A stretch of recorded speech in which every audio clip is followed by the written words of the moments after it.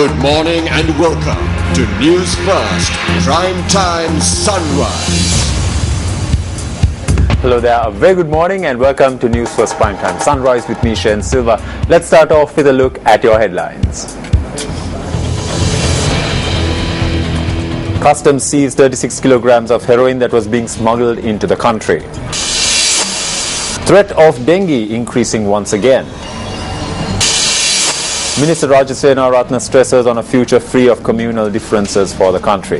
Sinhala minisu sinhala vidiyata hitanaka, demala minisu demala vidiyata vitarak hitanaka, Muslim minisu Muslim vidiyata vitarak hitanaka, ape ratata Haryana agatayak godnagenne.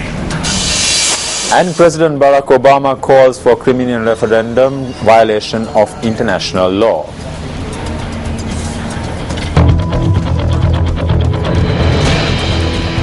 On to your stories in detail. Now, the Sri Lankan Customs Department has seized approximately 36 kilograms of heroin that was in the process of being smuggled into the country from Pakistan. We now have the Superintendent of the Revenue Task Force of the Customs Department, Parakrama Basnayaka, to elaborate further on this. Good morning, Mr. Basnayaka. Yes. Revenue Task Force of Sri Lanka Customs Department discovered a big stuff of heroin early in the morning at Orgudawaka today container terminal. It was found 36 kilograms of heroin worth of 360 million rupees.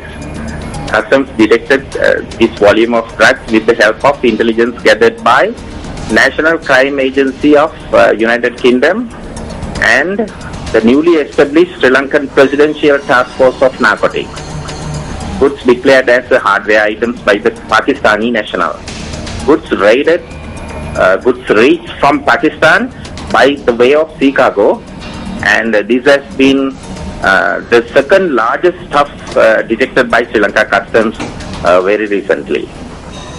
Mr. Basnayaka, now you mentioned that that the detection was made earlier on this morning. Now, have any arrests or any suspects being taken into custody further to this detection? Actually, these detections we are now going on. The investigations are going on. One Pakistan national should have taken into the customs custody. We will have to get the help of Police Narcotics Bureau with this regard. And early detections, the first detection, the largest, South Asian largest case, we already handed over the Police Narcotics Bureau. Mr. Basnayaka, now we understand that there has been a collaboration of agencies from different parts of the world that made this detection possible. Now, has there been a similar effort that was made previously with the previous detections? No. Actually, this detection was done by the help of the intelligence gathered by the Sri Lanka Customs, but early detections is purely based on the intelligence gathered by the Customs Sri Lanka. Mr. Basnayaka, thank you so much for joining us this morning. Welcome. The Health Ministry states that there is The health ministry states that there is a possibility of the dengue virus spreading within the Colombo city limits and other districts in the country. Chief Epidemiologist and the Director of the Central Epidemiological Unit of the Ministry of Health, Dr. Pabba Paliyawardena, stated that 5,000 cases have been reported and that of this 1,000 patients had succumbed to the virus. It was reported that there was a possibility that the virus had increased within the 30 medical health officers' areas falling within the Colombo city limits despite the recent dry weather period. The health ministry stated that the Colombo, Gampa, Kaluthura, Kandy, Ratnapura, Kegol, Jaffna, Bataklo and Kurunagala districts have been identified as potential areas for dengue to spread. It was further reported that 600 cases of dengue had been reported within the Colombo area so far this year. Furthermore, areas such as Piliandala, Moratuwa, Devala, Mount Lavinia, Kaduwala and Kolannava had been identified as low-risk areas within the Colombo district.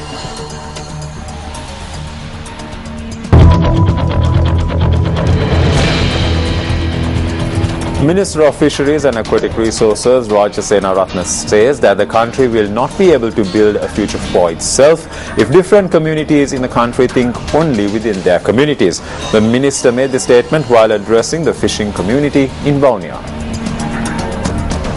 The ceremony was held at the Vaunia District Secretariat. දෙමළ මිනිස්සු අපෙන් භාෂාවේ අයිතිය ඉල්ලුවාම ඒක නොදී ආරම්භ කරපු The conflict that lasted for 30 years in the country claimed the lives of thousands of people on both sides. It was questioned as to whether the Sinhalese language will be destroyed by giving the Tamil language an equal place. In this backdrop, the daughter of the Bandaranayakas made the Tamil language an official language in the 90s. This is what fate has in store. If the Sinhalese people think only along the lines of the Sinhalese community, and likewise the Tamil and Muslim people think along the same lines, we cannot build the correct future for this country. මුස්ලිම් මිනිස්සු මුස්ලිම් විදියට විතරක් හිතනකම් අපේ රටට හරි අනාගතයක් ගොඩනගන්නේ නැහැ. A ceremony to hand over resting points to the public, which were constructed while developing the freshwater fish industry in the Kanagarayamkula area and Vaunikulam area, also took place. Fishing equipment was also distributed at this ceremony. මේ රටේ දීවර කර්මාන්තයේ මර්මස්ථානය hub එක. The economic hub of this country in terms of the fishing industry is in the north. It is my intention to source 50% of the country's national production from the north. For this, we intend to develop all ports and harbours in the north and develop the freshwater fish industry as well.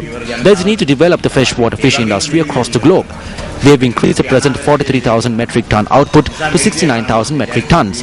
We have also distributed fishing equipment to help in this process.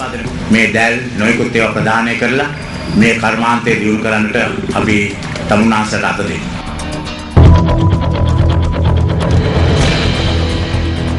External Affairs Minister Professor G.L. Peiris met with UN High Commissioner for Human Rights Navanithan Pillai last evening in Geneva. Speaking at the occasion, Professor G.L. Peiris had said that the highly prejudiced actions taken by a few countries and the Office of the High Commissioner for Human Rights to give disproportionate negative attention to Sri Lanka has made the separatist Tamil elements in Sri Lanka and abroad intransigent, making the intensely difficult task of reconciliation in Sri Lanka even harder.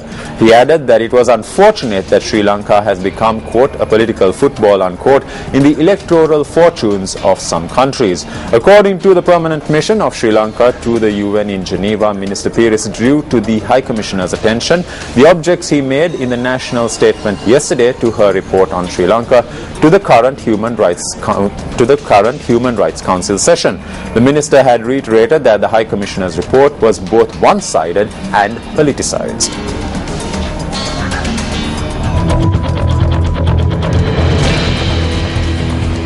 Nuwara District Secretary DPG Kumarasiri says that the section of the road from Nanuwaya to Nuwara along the Hatton-Nuwara Road will be closed completely tomorrow. He said that the road will be closed from 6 a.m. to 6 p.m. And with that, we wrap up this edition of News First Primetime Sunrise. It was a pleasure having you with us and hope you have a brilliant day ahead. Hotline 0114 896 896. www.newsfirst.lk. Feedback at newsfirst.lk.